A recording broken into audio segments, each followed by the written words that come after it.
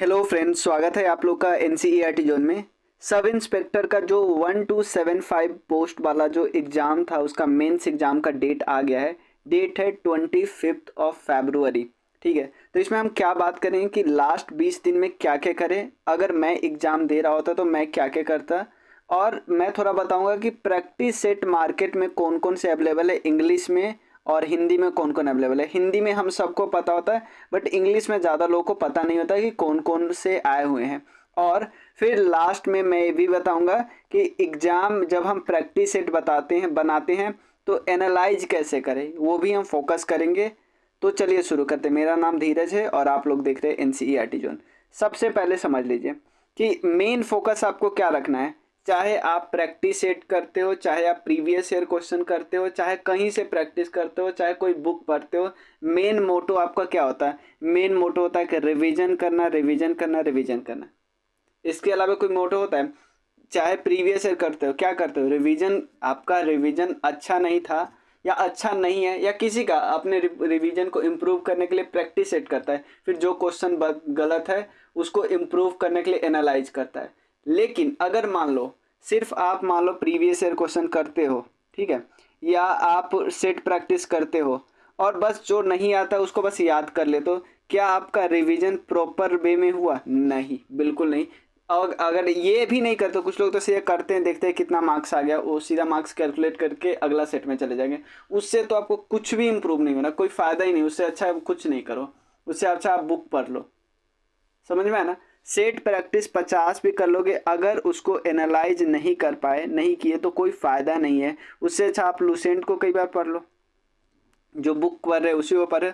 तो set practice का क्या कैसे फ़ायदा हो तो वो हम डिस्कस करेंगे। ठीक है, तो अगर एक चीज़ सीधा मैं बता दूं, ठीक है, पिछली बार अगर बात करें, पिछली बार कट ऑफ कितना गया था? 149 पॉइंट समथिंग गया था फॉर जनरल कैटेगरी स्टूडेंट। पिछली बार जो वैकेंसी आई थी उसकी बात हम कर रहे हैं।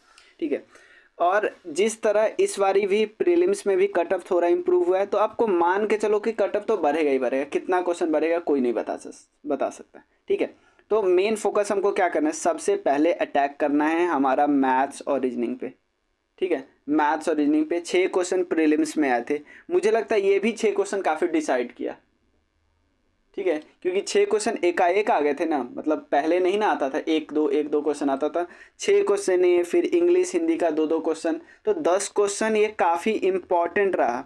जीएस के अलावे इस पे बहुत ज़्यादा इससे बहुत ज़्यादा फर्क पड़ा है, ये भी याद रखिए। तो मैथ रीजनिंग इसलिए ज़्यादा है क्योंकि आप इसमें देखो, जी के जीएस में ये आपको पता होना था, कई क्वेश्चन आप लोग आंसर जो देते हो, कई लोग नहीं बोल रहे थे कि मेरा नंबर इतना आ रहा है, और बट कट ऑफ से ऊपर नंबर आ रहा है, क्योंकि नहीं, बहुत का नहीं पता होता कि हम कौन सा लगा के आए हैं, और लगा के आए हैं तो भी जहाँ से मिला रहे हैं वो उतना ऑथेंटिक नहीं है। लेकिन मैथ्स का कुछ नहीं है। मैथ्स में जो आप करोगे कोई भी करेगा सेम ही आंसर लाएगा। तो मैथ्स और रीजनिंग जो है ना, उस पे आप पकड़ बना लो। ठीक है, पकड़ बना लो। ठीक है, पकड़ कैसे बनाओगे, कौन कौन से टॉपिक हमको पहले पढ़ना है वो मैं बताता हूँ, और फिर लास्ट में हम ये भी डिस्कस करेंगे प्रीवियस ईयर क्वेश्चन का एनालाइज करना है। लास्ट 20 दिन यही करना है, रिवीजन रिवीजन रिवीजन। रिवीजन करने का तरीका अलग अलग है। कोई क्वेश्चन को पढ़ के रिवीजन कराता है कि गलती। सेट प्रैक्टिस का मतलब वही होता है ना, कि क्वेश्चन किया, गलत हुआ, आंसर देखा, एक्सप्लेनेशन पढ़ा, हो गया, रिवाइज हो गया, उसको उस पॉइंट को अंडरलाइन कर लिया जो पॉइंट हमको नहीं आ रहा था। अब तो प्रीवियस ईयर क्वेश्चन से मान लो प्रीवियस ईयर क्वेश्चन कर रहे हैं। ठीक है, एक प्रीवियस ईयर क्वेश्चन हम कोई भी निकाल लेंगे, कर रहे हैं। ठीक है, अगर मान लो मैं एग्जांपल लेता हूँ, एक क्वेश्चन हम कर रहे हैं, मैं 2022 का एक क्वेश्चन बता रहा हूँ। The apparent flattering of the, देखो, कभी एक सिचुएशन होता है ना जिसमें हमको सनराइज थोड़ा पहले दिखाई देता है, सनसेट थोड़ा बाद में दिखाई देता है।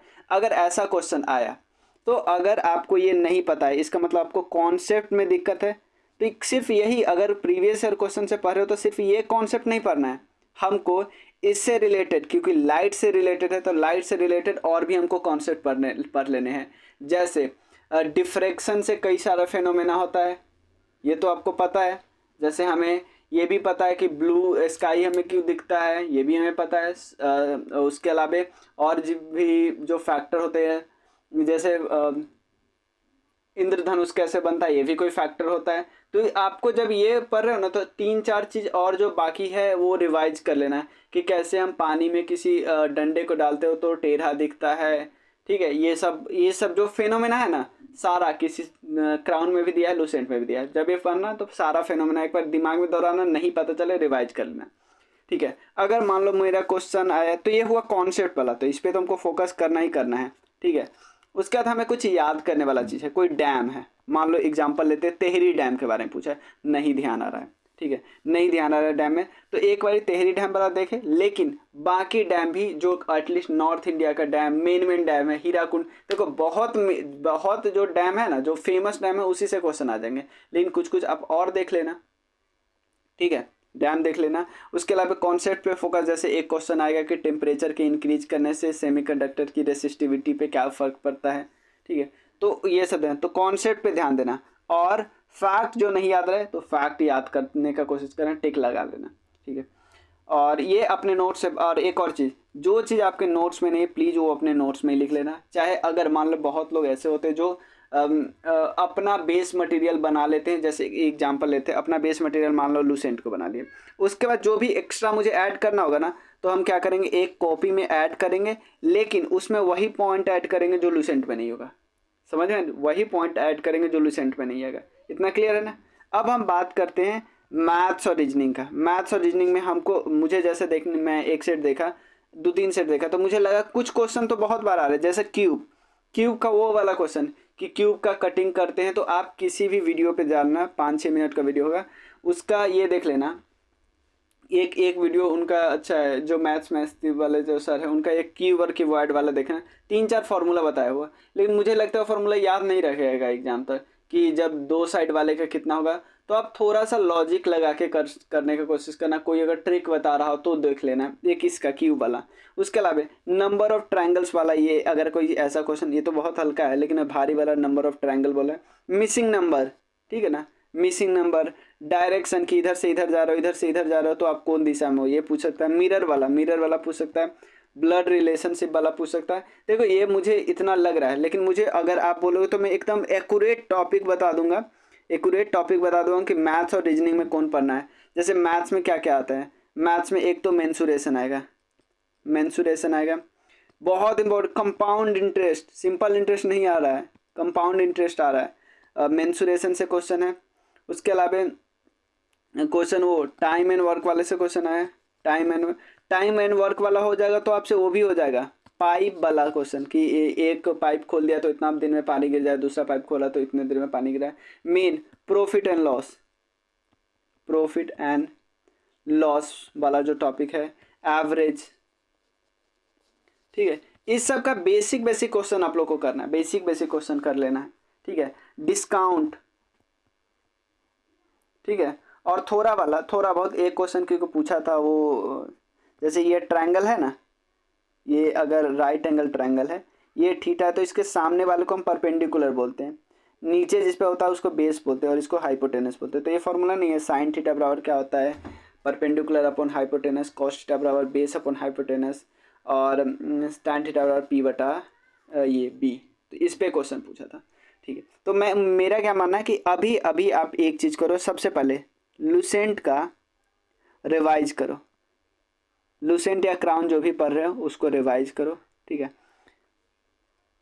ये रिवाइज किया, इसको भी सीधे अनाधुन हर लाइन उल्टा के नहीं देखना है, कोई टॉपिक उठाया, ठीक है, देखते हैं क्या नहीं याद आ रहा है। अगर ऐसे भी नहीं करना तो दूसरा क्या याद नहीं आ रहा है, फिर याद करने का कोशिश करो, नहीं याद आ रहा है उसको देख लो, फिर अंडरलाइन कर दो, स्टार मार दो, कुछ भी करो। बट इससे अच्छा मुझे तरीका लगता है कि प्रीवियस ईयर क्वेश्चन करो या प्रैक्टिस सेट करो। लेकिन ये सब तभी पॉसिबल है जब आपको 1-2 बार, 2-3-4 बार आपको ये पता है, बस इसमें आपको थोड़ा कन्फ्यूजन है, तब में ये तरीका है। मतलब अगर पहली बार कोई कर, पहली बार तो कर ही नहीं सकता क्योंकि आप प्री निकाल चुके हो, आपका मार्क्स है अच्छा खासा। तो मुझे तरीका ये अच्छा लगता है, प्रीवियस ईयर क्वेश्चन या practice set, but analysis is more important. ठीक है ना, एनालिसिस बहुत, 50 सेट के जगह पे 20 सेट ज़्यादा इफेक्टिव अगर कोई, या 10 सेट ज़्यादा इफेक्टिव अगर कोई एनालिसिस करता है, क्योंकि पता चलेगा ना क्या कमी है। ठीक है, चलिए इसके बाद आप देखो, अब मैं एक चीज़ और, इंग्लिश में प्रैक्टिस सेट कौन कौन है। एक तो केबीसी नैनो का है, केबीसी नैनो, उसमें आपको मिल जाएंगे 24 कैसे, 20 प्रैक्टिस सेट है, उसके 4 प्रीवियस ईयर क्वेश्चन है। ठीक है, उसके अलावा एक इंग्लिश में है, तो आप इसके अलावा मुझे एक टेक्स्ट बुक ही सूझता है ऑनलाइन। ठीक है, ऑफलाइन में दो मुझे अच्छा लगता है, एडुटेरिया प्लेटफॉर्म। आपको पता है, प्लीज़ कमेंट कीजिए। ठीक है, उसके बाद मैंने वो बता दिया मैथ साइंस का और देखो, और एक एक एनालिसिस में एक चीज़ आपको एक चीज़ बताता हूँ, और एक चीज़ मैं सब्जेक्ट वाइज थोड़ा बताता हूँ कैसे किस किस से क्वेश्चन पूछेगा। जैसे मैं मानता हूँ, पहले मैं साइंस ले लेता हूँ। साइंस में सबसे ज़्यादा ऑब्वियसली किसी भी एग्जाम में उठा लो, बायोलॉजी का वेटेज ज़्यादा होगा और केमिस्ट्री और फिजिक्स का कम होगा। पता है आपको, जो एग्ज़ाम हुआ था, जो सबसे लास्ट में एग्ज़ाम हुआ था अभी से, जो 2022 में एग्ज़ाम हुआ था, उसमें बायोलॉजी में 10 क्वेश्चन आया था, केमिस्ट्री में 10 क्वेश्चन आया था, 5 क्वेश्चन आया था फिजिक्स में।